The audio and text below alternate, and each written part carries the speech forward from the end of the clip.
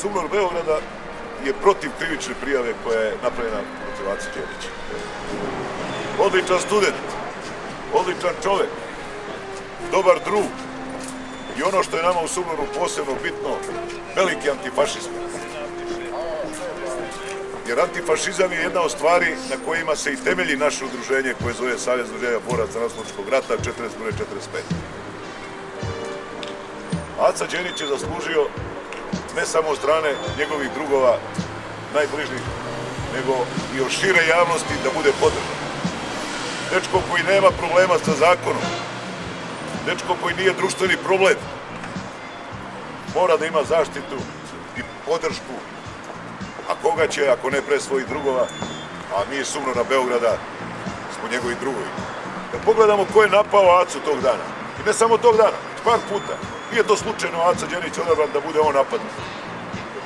Znaju oni koji su ga napali, napali su ga klerofašisti, oni koji udaraju u osnovne temelje i ove države, ako hoćemo, kao antifašističke države, između ostaloga, a posebno kada je reč o nama u SUBNOR-u, jer naš program rada, naš statut bazira između ostalog pre svega na antifašizmu. I oni znaju da je Aca veliki borac protiv fašizma, a da vam pričam ja ili bilo ko drugi od vas da priča ovde kako se povampirio fašizam širom sveta, nažalost kroz određene oblike i u Srbiji, nema potrebe, to svi znamo.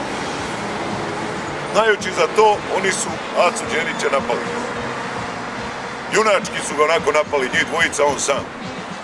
Da bi rekla ona narodna izreka, njiha dvojica, babo i ja sami. Ali Aca nije bio sam, jer u Aci leže dvojica, a ne jedan. Nije čudo onda što su dobili lakše, kako kažu, lakše telesne povrede, ako su i dobili.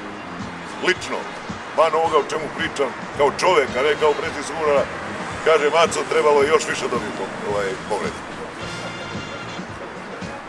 To su junačine koje su ga napale, kad je s devojkom išao, a ja pitam, kao Srbin, a ne da ne bi dozvolio to, da udari na mene, pa još u prisustvu devojke.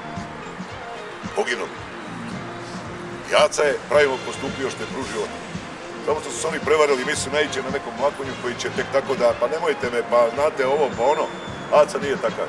Ne da na sebe, ne da na svoje dostojanstvo, ne da na svoj obraz. Zato ga mi u SUBNOR-u i poštujemo i cenimo i uvažavamo i cenit ćemo ga, poštivat ćemo ga i u budući. I mogu da ti kažem, Aco, da je SUBNOR Beograda uz tebe.